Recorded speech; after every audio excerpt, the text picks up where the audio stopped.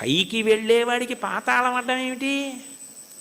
ఎవరికైనా పైకి ఎడుతుంటే ఆకాశం అడ్డం అవ్వాలి, ఇంకోటి అడ్డం అవ్వాలి. పాతాళం అడ్డం ఎలా అవుతుందంటే కింద పడితే పాతాళం అడ్డం అవుతుంది. బాగా కింద పడిపోదాం అనుకున్నానండి, నాకు పాతాళ లోకం అడ్డొచ్చింది అనాలి. ఈశ్వరుణ్ణి చేరాలనుకున్నవాడు పైకి ఎడతాడు కానీ కిందకి ఎడతాడా?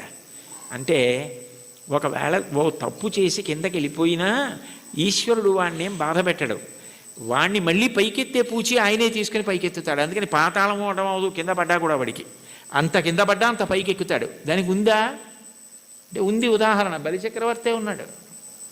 అంత ఇంద్రుణ్ణి గెలుద్దామనుకున్నవాడు గెలవలేక గురువుగారిని శుక్రాచార్యుల వారిని పట్టుకుని విశ్వజిత్ యాగం చేసి అగ్నిహోత్రంలోంచి బంగారు రథం, గుర్రాలు, గొప్ప గొడుగు, అక్షయబాణ తూణీరాలు, ధనస్సు అన్నీ పొంది ఇంద్రుణ్ణి ఓడించి అంత గొప్పవాడైతే ఇంద్రుడు బృహస్పతి దగ్గరికి వెళ్ళాడు. ఆయన గురువుగారు శుక్రాచార్యుల వారిని ఆశ్రయించాడు. నేను మా గురువుగారు మీ దగ్గరికి వచ్చాను,